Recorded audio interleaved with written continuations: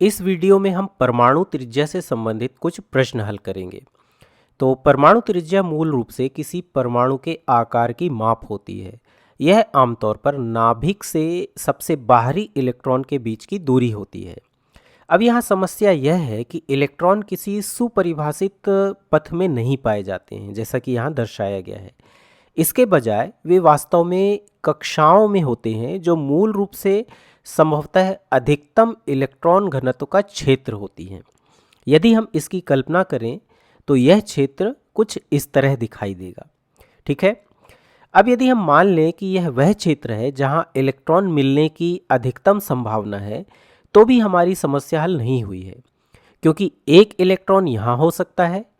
तो क्या हम परमाणु त्रिज्या की गणना नाभिक से इस इलेक्ट्रॉन की दूरी के रूप में करेंगे, या फिर मान लीजिए कि कोई दूसरा इलेक्ट्रॉन यहाँ है, तो क्या परमाणु त्रिज्या की गणना नाभिक से इस इलेक्ट्रॉन की दूरी के रूप में करेंगे?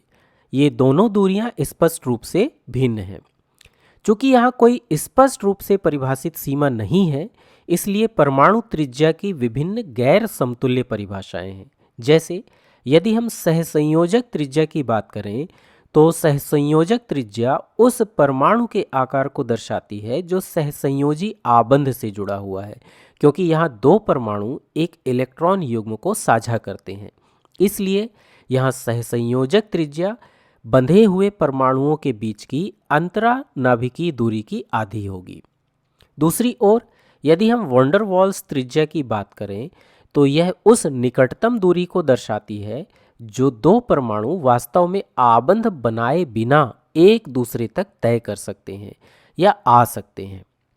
इसका मतलब गैर आबंधित परमाणुओं के इस मामले में वैन डर वाल्स त्रिज्या नाभिकों के बीच की दूरी की आधी होगी। इसी प्रकार यदि हम आयनिक त्रिज्या की बात करें, तो किसी आयन का निर्माण तब होता है जब कोई उदासीन परमाणु अपना कोई इलेक्ट्रॉन त्याग देता है या फिर उदासीन परमाणु कोई इलेक्ट्रॉन ग्रहण कर लेता है। अब इन आयनों के मामले में आयनिक त्रिज्या की गणना हम आयनिक क्रिस्टल में धन आयन और ऋण आयन के बीच की दूरी को माप कर सकते हैं। यहाँ रोचक बात यह है कि आयनिक त्रिज्या भी परमाणु त्रिज्या के समान ही प्रवृत्ति को प्रदर्शित करती है। कहने का मतलब यह है कि परमाणु त्रिज्या की परिभाषा इस बात पर निर्भर करती है कि हम किस प्रकार के परमाणुओं की बात कर रहे हैं। क्या हम आबंधित परमाणुओं की बात कर रहे हैं या गैर आबंधित परमाणुओं की बात कर रहे हैं, या फिर धात्विक परमाणु की बात कर रहे हैं। तो यह इस बात पर संक्षिप्त चर्चा थी कि परमाणु त्रिज्या का क्या मतलब होता है। चलिए अब इससे संबंधित प्रश्नों को हल करते हैं। हमारा पहला प्रश्न है, इनमें से किसका आकार सबसे अधिक है? Li प्लस, Be2 प्लस और B3 प्लस। ये तीन आयन हमें दिए गए हैं। ये तीनों ही आयन एक दूसरे के सम इलेक्ट्रॉनी हैं, जिसका मतलब है कि इन सभी में इलेक्ट्रॉनों की संख्या समान है। चलिए पहले लिथियम आयन को देखते हैं।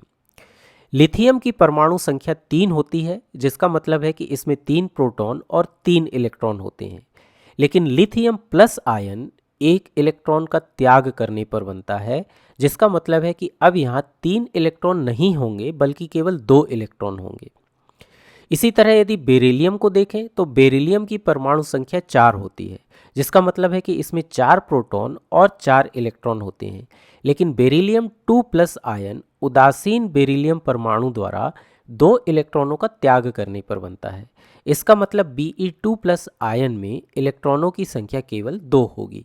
इसी प्रकार यदि हम बोरॉन को देखें, तो इसकी परमाणु संख्या 5 होती है, लेकिन जब उदासीन बोरॉन परमाणु 3 इलेक्ट्रॉन त्याग देता है, तब हमें यह B3 प्लस आयन मिलता है। इसका मतलब इस आयन में भी इलेक्ट्रॉनों की कुल संख्या केवल 2 ही होगी, क्योंकि 3 इलेक्ट्रॉन त्याग दिए गए हैं।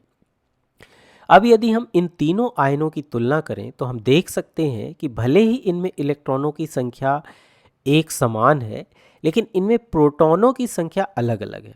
इसलिए इन आयनों में नाभिकीय आवेश भी अलग अलग होगा। प्रोटॉनों की संख्या अधिक होने का मतलब है कि वे इलेक्ट्रॉनों को अधिक प्रबलता से आकर्षित करेंगे, और इसके कारण आयन का आकार भी छोटा हो जाएगा।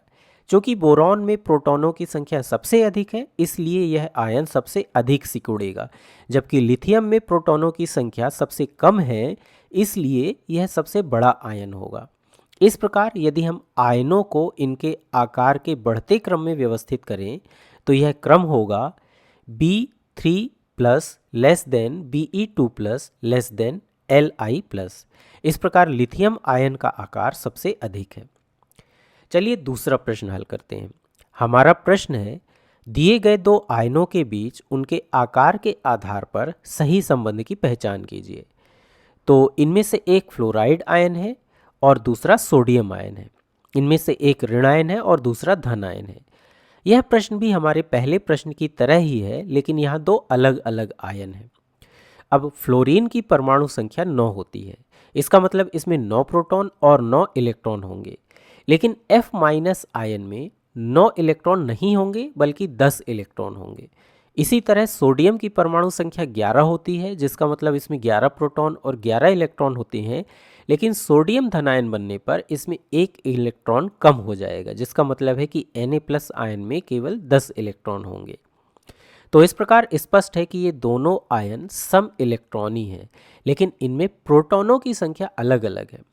अब चूंकि सोडियम धनायन में प्रोटॉनों की संख्या अधिक है, इसलिए इसमें इलेक्ट्रॉन नाभिक की ओर अधिक आकर्षित होंगे, जिसके कारण सोडियम आयन का आकार फ्लोराइड आयन की तुलना में कम होगा। हम इसे एक अन्य दृष्टिकोण से भी देख सकते हैं।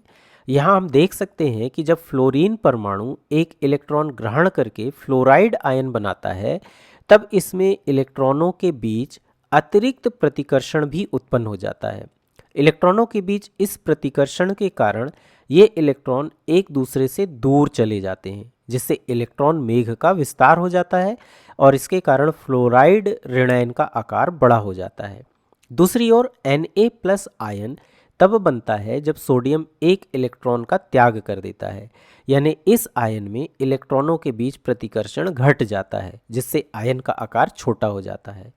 तो इस आधार पर हम कह सकते हैं कि दिए गए दो आयनों के बीच उनके आकार के आधार पर सही संबंध को दर्शाने वाला सही विकल्प ए है, जिसके अनुसार F- आयन Na+ आयन से बड़ा है।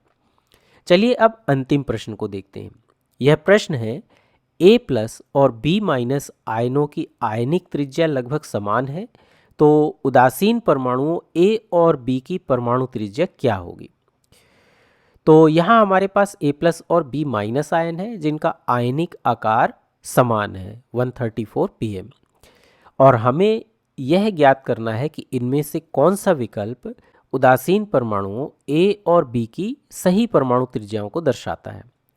तो अभी तक हमने जो प्रश्न हल किए हैं, उनसे हमें एक सामान्य प्रवृत्ति यह ज्ञात हुई है कि धनायन का आकार हमेशा इसके उदासीन परमाणु से छोटा होता है और ऋणायन का आकार हमेशा इसके उदासीन परमाणु से बड़ा होता है।